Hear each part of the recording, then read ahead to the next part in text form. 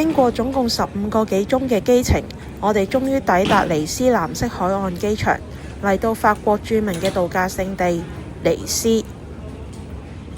我哋由機場搭輕軌電車去到尼斯市區，將行李擺低喺酒店之後，我哋就先去行市集。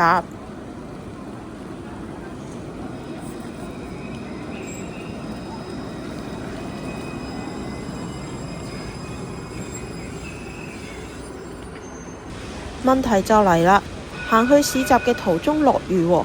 我喺個背囊度拎咗把遮出嚟之後，唔知係冇鎖好個背囊啊，定係俾啲好有技巧嘅賊釘上咗。過咗冇耐，就有途人同我哋講個背囊打開咗。我打開背囊入面嘅銀包睇一睇，所有錢已經冇晒。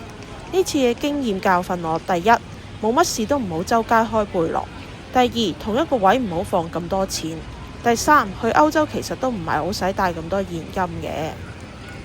Bad trip 嘅事除咗俾人偷嘢之外，仲有個天氣真係好鬼差啊！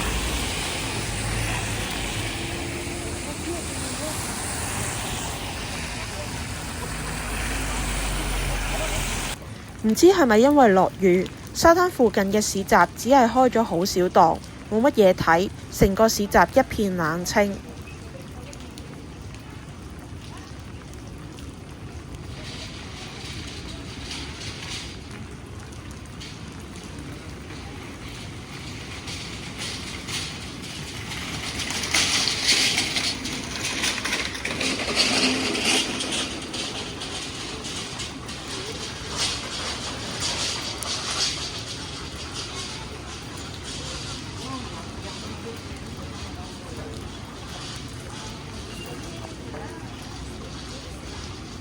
尼斯最出名嘅蔚藍海岸喺雨天之下灰蒙蒙一片，一啲藍都揾唔到啊！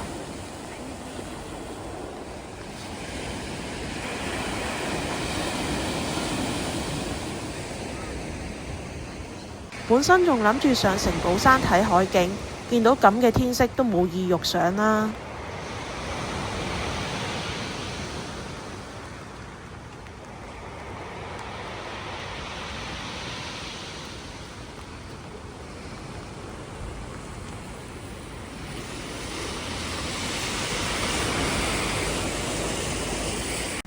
不過一場嚟到又唔可以唔去地標 I Love Nice 打個卡嘅。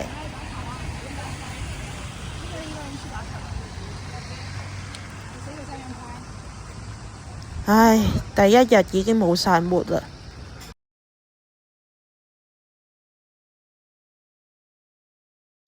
作為一個香水迷，嚟到法國點可以唔去有香水之都美譽嘅格拉斯行下呢？所以嚟到法國嘅第二日，我哋就去咗格拉斯啦。位於法國南部嘅格拉斯鄰近康城，係一個好多人嚟到法國都會忽略嘅小山城嚟嘅。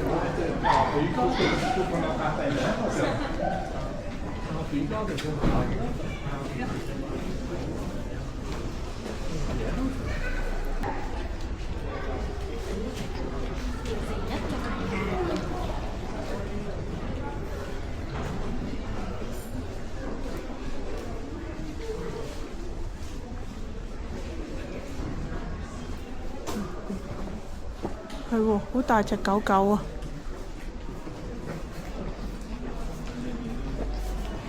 雖然今日嘅格拉斯因為香水而聞名，但係其實早期嘅格拉斯並唔係出產香水嘅。喺12世紀嘅時候，格拉斯主要生產皮革。由於生產皮革嘅時候會釋出濃烈嘅氣味，製作皮革嘅工人就諗到用香水掩蓋皮革嘅氣味啦。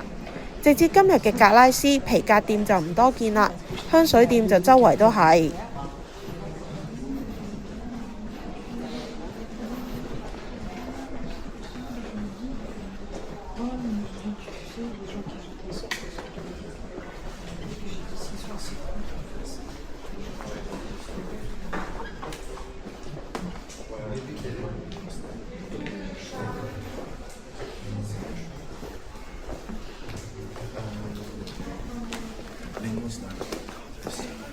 隻狗狗好得意啊，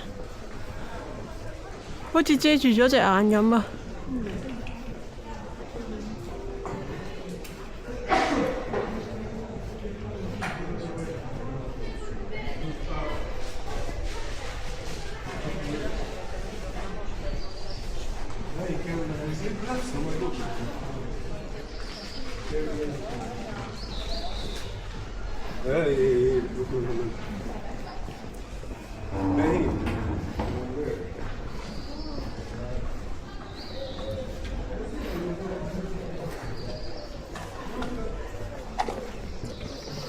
格拉斯有3大香水生產商，包括花宮娜、加利瑪同埋慕蓮娜。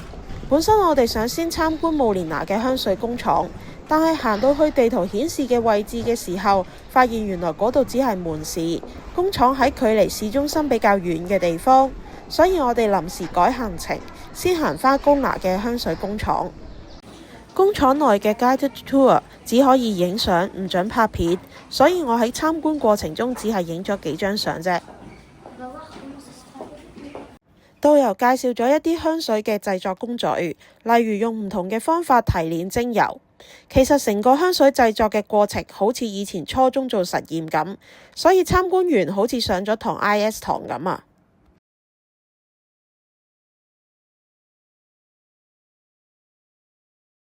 參觀完花宮娜香水工廠，又買完戰利品之後，我哋行過少少去咗參觀香水博物館。呢個博物館又唔准拍片，又唔准影相，所以都同唔到大家分享佢嘅展品。行完2個香水行程之後，我發現內容都係大同小異，都係講下香水嘅製作過程咁。我估另外嗰2間香水工廠嘅展覽都係差唔多。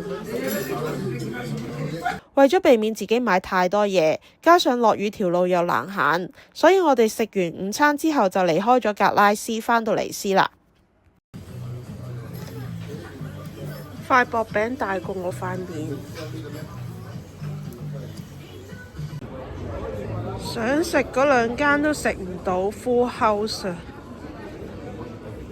唯有喺 Google Map 度揾過另一間啦。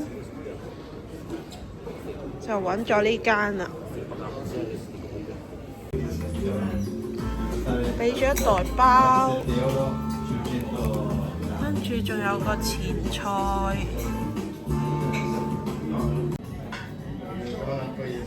好大碟喎，有生魚片，同埋海鮮 risotto， 好多青口。睇住佢喺我面前叮翻熱嘅蘋果批，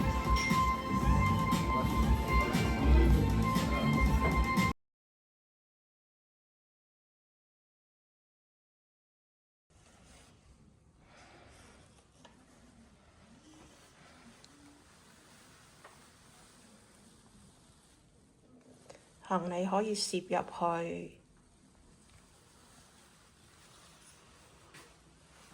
睇下個廁所先。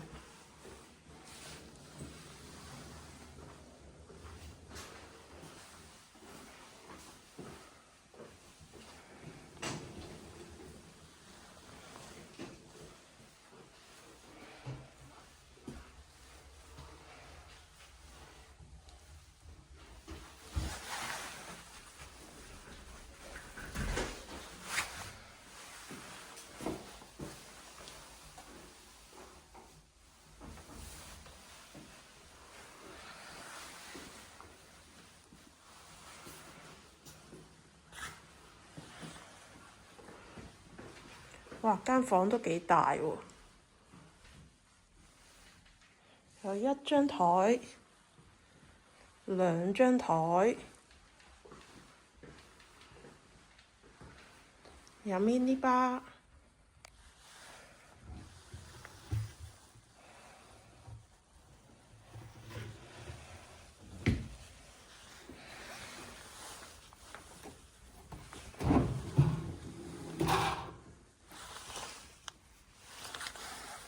呢個係咪雪櫃呢？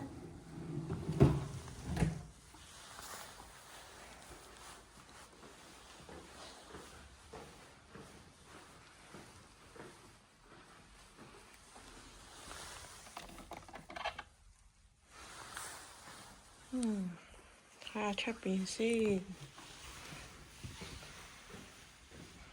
出邊個景係咁樣嘅。